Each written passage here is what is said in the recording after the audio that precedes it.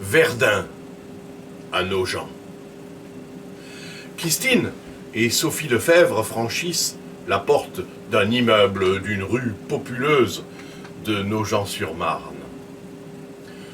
Immeuble est d'ailleurs un bien grand mot. C'est une bâtisse de 2 étages aux murs lépreux qui menace ruine.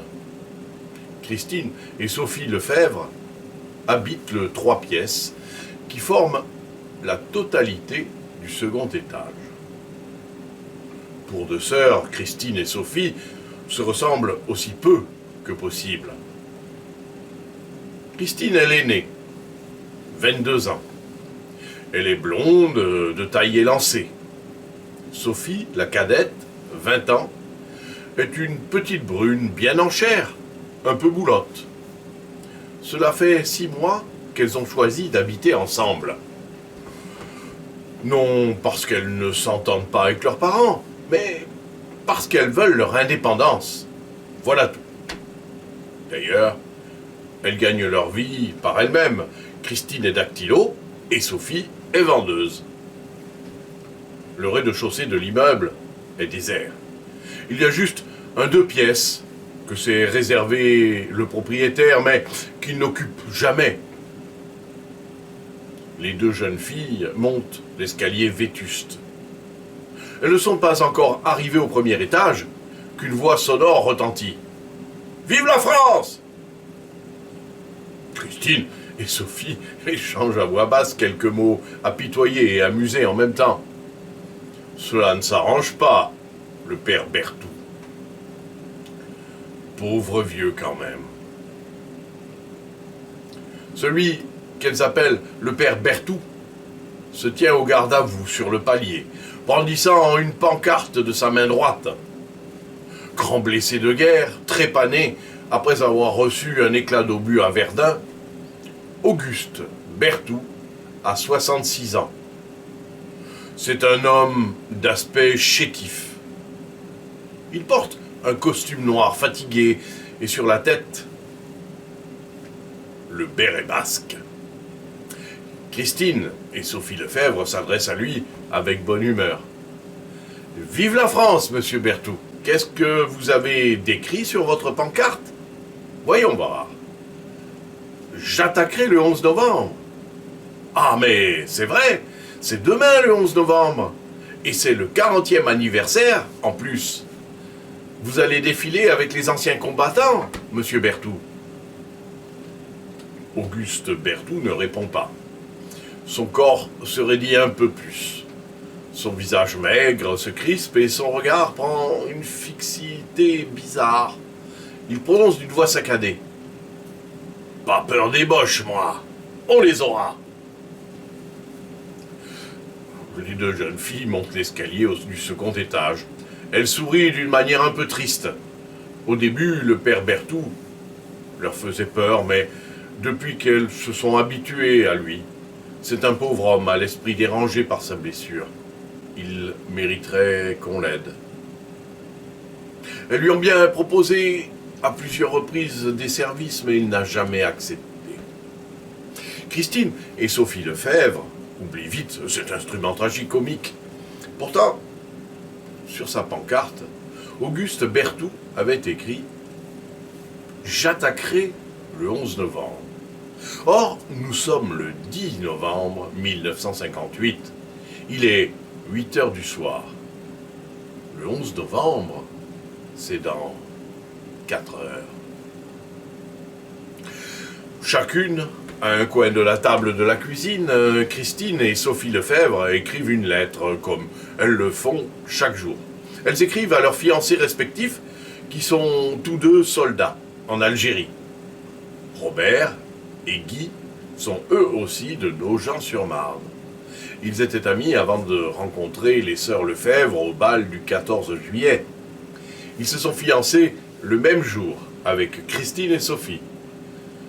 Ils ont été mobilisés le même jour et ils ont prévu qu'ils se marieront le même jour après leur libération. Christine redresse la tête. « Tu parles du bal de la Saint-Martin à Guy ?» Sophie s'arrête d'écrire à son tour. « Non, puisqu'on n'ira pas. Justement, dis-le-lui.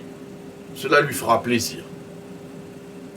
Sophie remercie sa sœur de l'idée et s'empresse de mettre la chose noir sur blanc, car les deux sœurs, en jeunes filles fidèles, ont juré à leur fiancé de ne pas aller au bal tant qu'ils seront absents.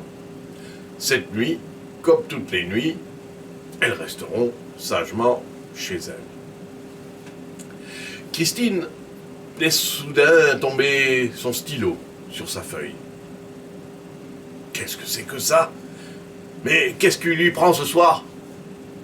En effet, les accents de Sambre et Meuse, hurlés par un vieux phonographe, viennent de retentir.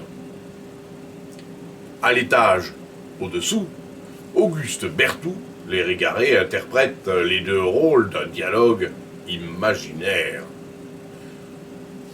On attaque à minuit. Je compte sur vous, sergent. Il se met au garde à vous. On en veut tous, mon lieutenant. C'est bien, Berthoud. Allez vous mettre en tenue. L'ancien combattant claque des talons. Il se dirige au pas vers un placard, en sort un casque, un uniforme bleu horizon et un revolver d'ordonnance. Il a un sourire inquiétant. On les aura, mon lieutenant. On les aura tous. Ils sont faits comme des rats.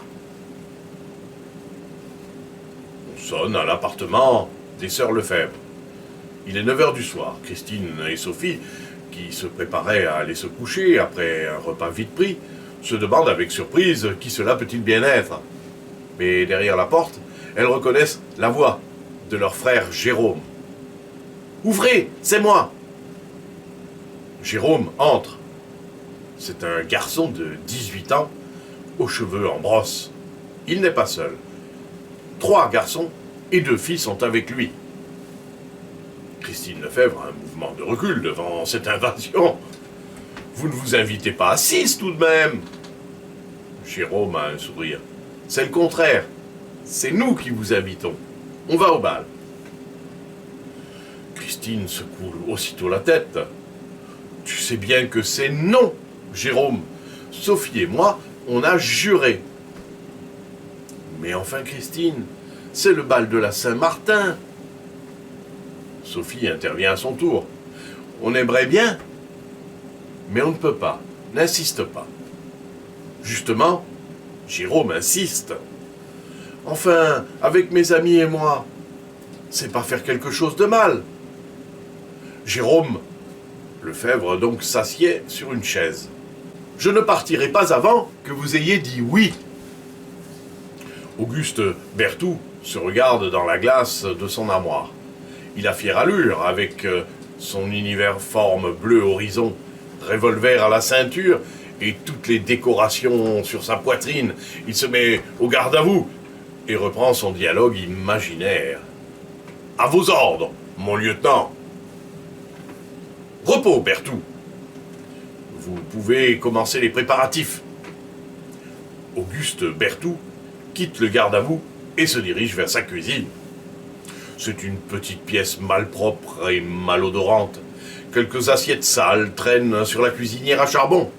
Brusquement, il a une grimace de douleur, tandis que sa face devient cramoisie. Il arrache son casque, ouvre le robinet en grand et se met la tête sous le jet. Il reste ainsi plus d'un quart d'heure. C'est le seul moyen de soulager les épouvantables migraines qui le reprennent depuis maintenant 42 ans. Ruisselant, son uniforme trempé, Auguste Berthoud se redresse enfin et prononce d'une voix forte. Le 115e ne flanche pas, mon lieutenant. Il ouvre le placard à balai, se baisse et se relève en grimaçant. C'est que c'est lourd à porter à son âge, une bonbonne de butane. Après bien des efforts, Auguste Berthoud la dépose dans la salle à manger. Il repart vers le placard à balai. Il faut qu'il se dépêche. Il est déjà 9h30 et il a encore 39 voyages à faire. À l'étage au-dessus, on discute ferme chez les Lefebvre. Et les positions ont changé. Sophie a fini par se laisser fléchir par son frère. Il est tellement attendrissant. Maintenant, elle joint ses efforts à ceux de Jérôme pour convaincre Christine d'aller au bal. Écoute, pour une fois, on peut y aller. Mais Christine ne veut rien entendre. Vas-y si tu veux. Moi, je ne bouge pas. Sophie pousse un soupir. Tu sais bien que je n'irai jamais sans toi. Elle a un regard résigné à l'adresse de son frère. Je reste. Après tout, Christine a raison. Quand c'est juré, c'est juré. C'est à ce moment-là qu'éclate une nouvelle fois au premier étage les accents de Sandre et Meuse. Auguste Berthoud contemple avec satisfaction les 2 bonbonnes de butane et les 38 bidons de 10 litres d'essence, alignés dans sa salle à manger. Tout est prêt pour l'attaque, mon lieutenant. Très bien, Berthoud, c'est du bel ouvrage. Auguste Berthoud, un large sourire, et comment que c'est un bon ouvrage. Il va faire sauter le fort d'Ouhamon. À lui tout seul. Les Boches l'ont pris, tant pis pour eux. Ils vont être grillés, volatilisés, les Boches. Il éclate de rire, mais il cesse aussitôt. On frappe des coups violents à la porte. C'est pas fini de faire ce raffut, espèce de vieux fou. La voix qui vient de parler est celle d'un jeune homme de 18 ans. Auguste Berthoud ouvre la porte. Il se retrouve nez à nez avec Jérôme. « Galopin, je vais t'apprendre. » Jérôme Lefebvre ne s'émeut pas. « Et moi, je vous dis que si vous embêtez mes sœurs, vous aurez affaire à moi. » Le bal de la Saint-Martin, sur les bords de la Marne, est une réussite. Toute la jeunesse des environs s'y est donné rendez-vous. Mais Jérôme Lefebvre ne s'amuse pas. Quelque chose le tracasse. C'est ce vieux fou de la guerre de 14 qui l'inquiète, sans qu'il sache exactement pourquoi. Et soudain, il a un choc. Quand l'autre a ouvert sa porte, il a entrevu l'espace d'un éclair quelque chose de bizarre dans la salle à manger. Maintenant, il jurerait que ce sont des bidons. Un amoncellement de bidons. Jérôme s'arrête en plein milieu de la danse. Sa cavalière, une des jeunes filles avec lesquelles il était venu au bal, a un mouvement de stupeur. « Mais qu'est-ce qui te prend ?» Jérôme Lefebvre répond par une autre question. « Tu as vu l'heure ?»« Minuit moins le quart. Pourquoi ?» Le jeune homme traverse rapidement la foule des danseurs.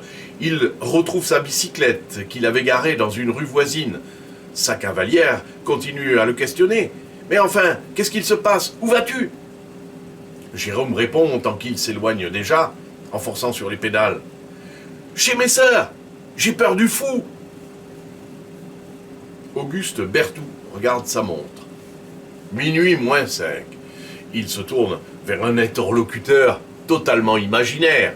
« On peut commencer la mise à feu, mon lieutenant. »« Pas encore, sergent. 1 minute 30 avant l'heure. H !» Berthoud, vous voyez là-bas, c'est Douhamon. Vous allez le faire sauter à vous tout seul. Vous êtes un héros, monsieur Berthoud.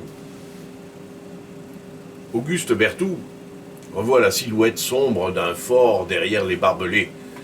Il chargeait en tête de ses hommes. Et puis, soudain, ce hurlement s'éclaire et puis... plus rien. Auguste Berthoud met la main à sa tête. Non, pas maintenant. Il ne peut pas se le permettre. L'attaque est fixée à minuit. Il n'a pas le temps de se mettre sous le robinet.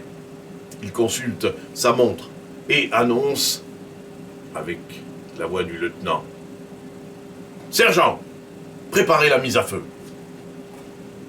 Auguste Berthoud, clac des talons, se dirige vers les 38 bidons d'essence et les ouvre l'un après l'autre. L'odeur puissante du combustible se répand dans la pièce.